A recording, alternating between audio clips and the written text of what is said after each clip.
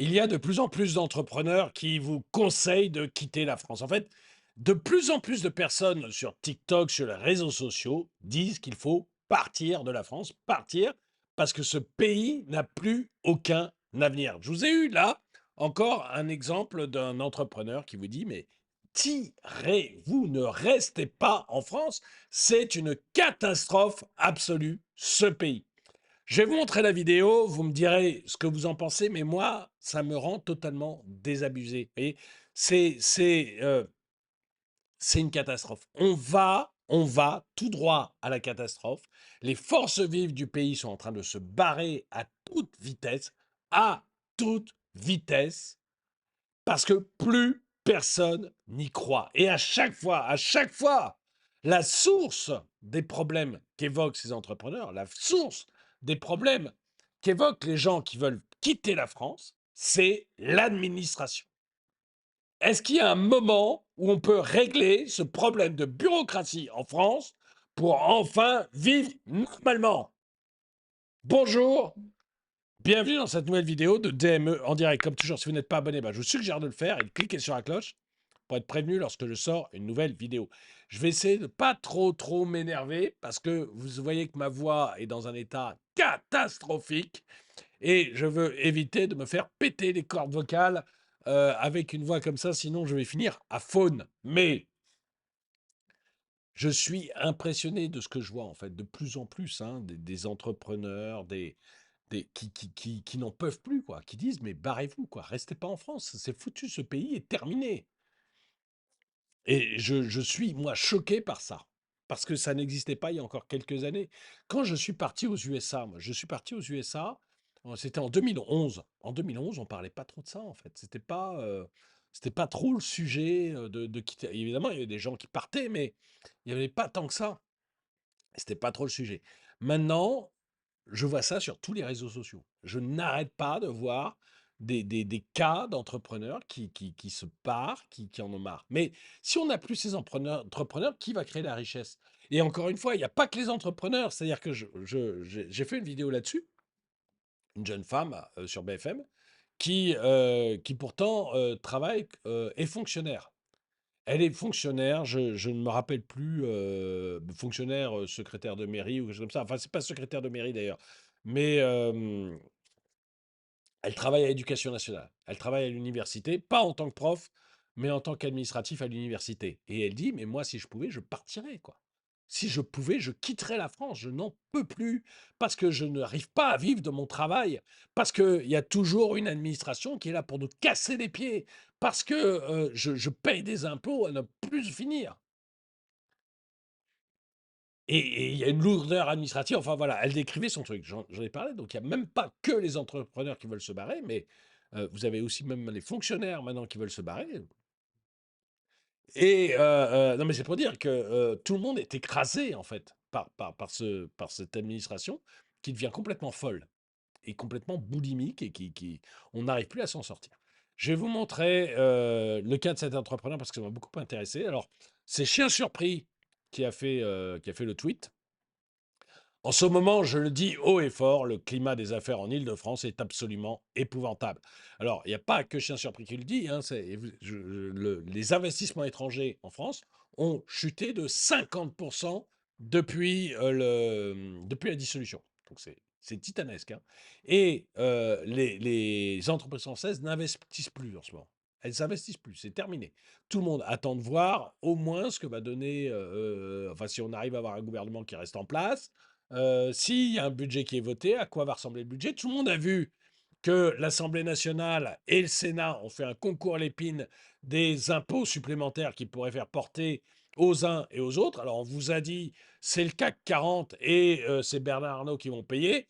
La réalité, c'est que c'était l'ensemble des entreprises, j'ai fait des vidéos là-dessus, c'est l'ensemble des entreprises qui vont payer, surtout celles qui sont dans la classe PME, qui vont payer, et c'était l'ensemble des Français qui voyaient les taxes augmenter ici ou là. Je vous rappelle que, par exemple, le Sénat avait voté l'augmentation de la TVA sur vos bouteilles d'eau, quand je dis augmentation, multipliée par 5 la TVA sur vos bouteilles d'eau. Mais à part ça, c'était les riches qui allaient payer, c'était Bernard Arnault. Donc, donc tout le monde attend de voir. Tout le monde a vu que l'Assemblée nationale et le Sénat avaient fait un concours à l'épine de la plus belle taxe et de la taxe la plus stupide. Tout le monde a vu que Barnier, le gouvernement, avait augmenté de manière considérable les taxes. Au début, ils avaient dit moitié de taxes, moitié réduction des dépenses. Puis finalement, c'était que des taxes supplémentaires. Donc tout le monde a bien vu ça. Et du coup, tous les chefs d'entreprise sont à l'arrêt et se disent, mais qu'est-ce qui va nous arriver? Attendons, voir au moins le prochain budget, voir si on a un gouvernement qui arrive à rester plus de 3 mois au pouvoir, et voir quel sera le prochain budget. À ce moment-là, on décidera si oui ou non on investit en France, quoi.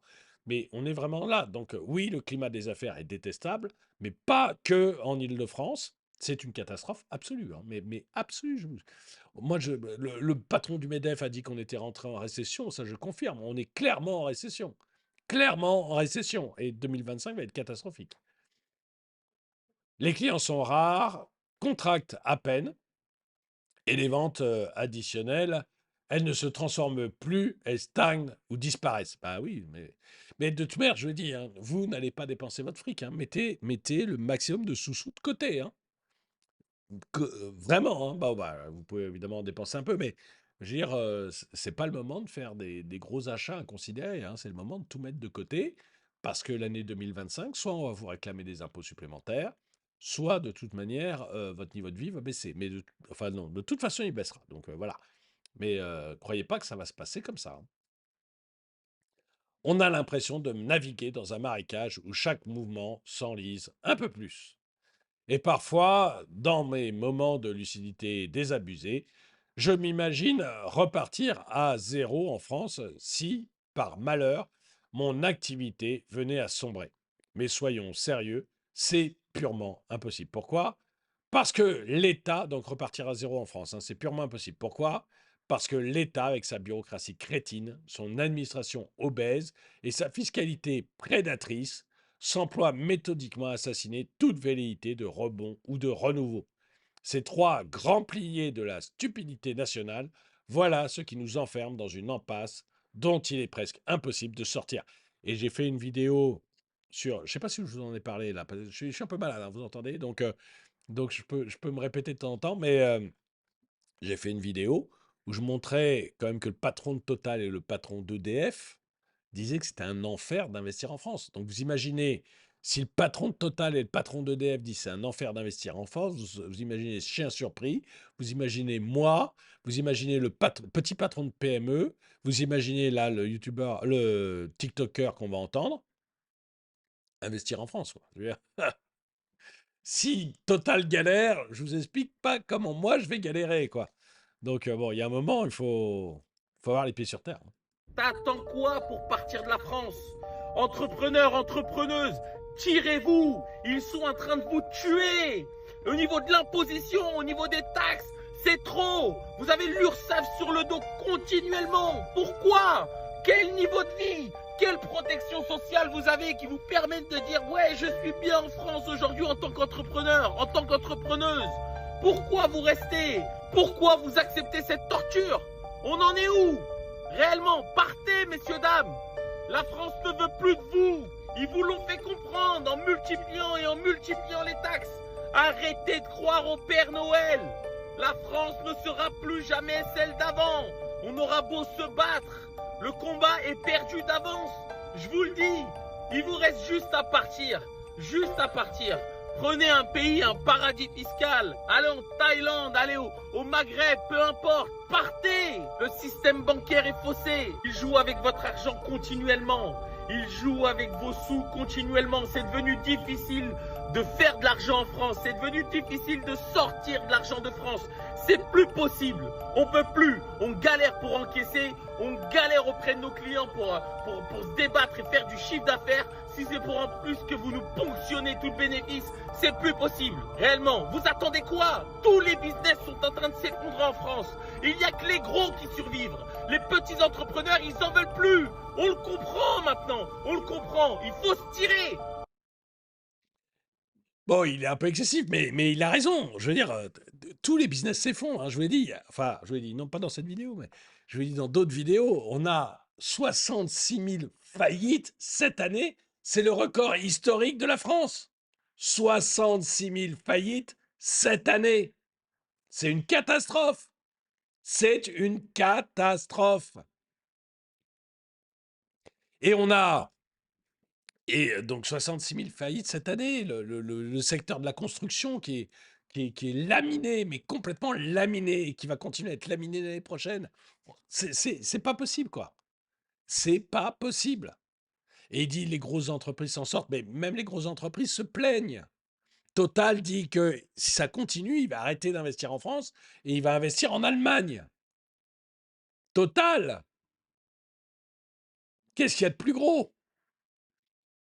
Tout le monde est en train de crever, tout le monde est en train de se barrer, quoi. C'est pas, ce pays ne tient plus. Et à côté de ça, on a des combinations entre partis politiques pour voir qui va être Premier ministre et qui va pouvoir présenter en 2027, etc. Il y a des tractations et « Ah non, écoutez, on va pas aller au gouvernement, mais on censurera pas. On va pas aller au gouvernement parce que j'aimerais bien me présenter en 2027. Ah, mais on censurera pas, comme ça va permettre de faire ceci. » Enfin, mais on en a ras-le-bol. Mais on en a ras-le-bol. Mais on en a ras-le-bol.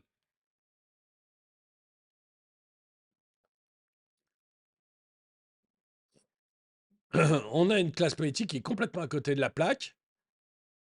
Pas tous, mais allez, énormément, complètement à côté de la plaque. Et nous, on crève, et eux, ils font des petites combinations pour voir si jamais ils arrivent à regarder. On va combinationner en retirant le LFI, en retirant le RN.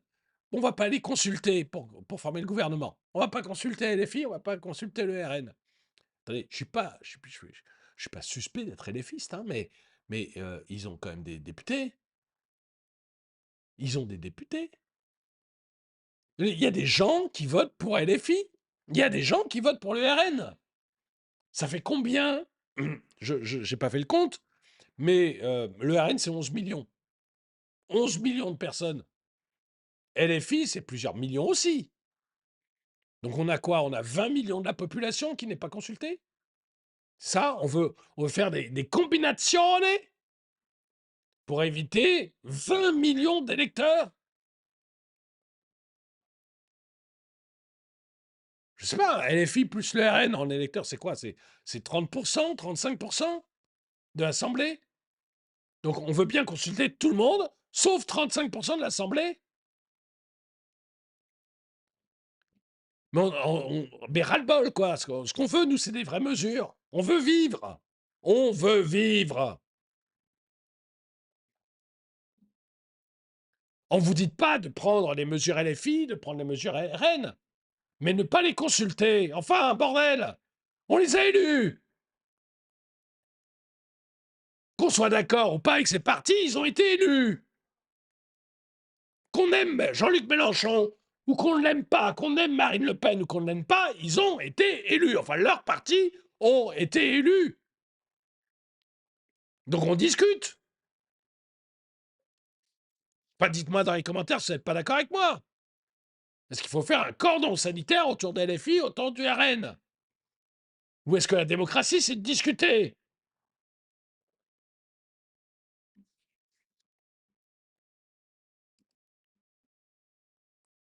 Au lieu de ça, on fait un concert de tous les petits partis. Je veux dire, à LR, il n'y a personne à LR.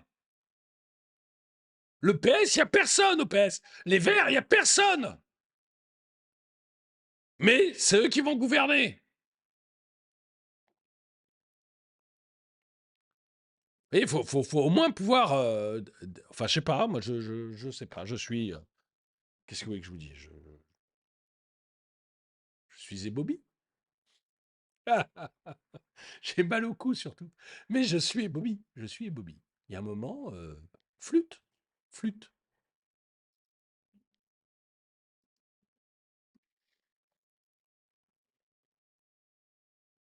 Malheureusement, nous les petits entrepreneurs, que pouvons-nous faire à part dénoncer? Nous n'avons aucun poids. Seules les très grandes entreprises peuvent faire bouger les choses. partir ou désobéir, mais il faut choisir. Je suis assez d'accord. La Bulgarie, ah bah oui, investir en Bulgarie, je vois souvent ces tweets. C'est des gens qui vous conseillent d'aller investir en Bulgarie. Je connais pas le pays, hein, donc voilà, je vois juste souvent les tweets. Mais évidemment, charge sociale, flat tax 10%, ça c'est merveilleux. Charge sociale faible et plafonnée, pas d'impôt sur les successions directes, peu de taxes sur la consommation, immobilier encore abordable. Et vous avez quand même beaucoup, beaucoup de pays en Europe qui offrent ça. Bon, là, il y a la Bulgarie qui est citée, mais vous pouvez regarder l'Irlande, vous pouvez regarder Malte, vous pouvez regarder l'Estonie, vous pouvez regarder la Lettonie, vous pouvez regarder, alors, même l'Angleterre, hein, même l'Angleterre est nettement mieux, hein, que la France. Donc, il y a beaucoup de choses à regarder, même en Europe, si vous voulez pas partir, même en Thaïlande ou à Dubaï. Il y a vraiment d'autres choses à voir, hein, qui sont pas loin de la France. Donc voilà. Écoutez, dites-moi ce que vous en pensez. Est-ce que vous comprenez cet entrepreneur qui dit mais quittez la France, quoi, barrez-vous. C'est pas possible. Est-ce que vous-même, vous pensez quitter la France? Et est-ce que vous êtes d'accord avec moi pour dire que c'est en ce moment une lame de fond? C'est-à-dire, beaucoup, beaucoup de gens disent il faut quitter la France. Dites-moi ce que vous en pensez dans les commentaires. Si vous voulez soutenir la chaîne, allez jeter un coup d'œil sur la boutique de la chaîne. Vous trouverez sûrement des trucs qui vous plaisent. Beaucoup de produits de très bonne qualité et à des prix tout à fait sympathiques en ce moment. Donc le lien est dans la description. En tout cas, merci d'avoir regardé cette vidéo. Mettez-lui un pouce vers le haut, commentez-la, partagez-la. Merci à tous ceux qui soutiennent la chaîne. Et moi, je vous dis à très bientôt.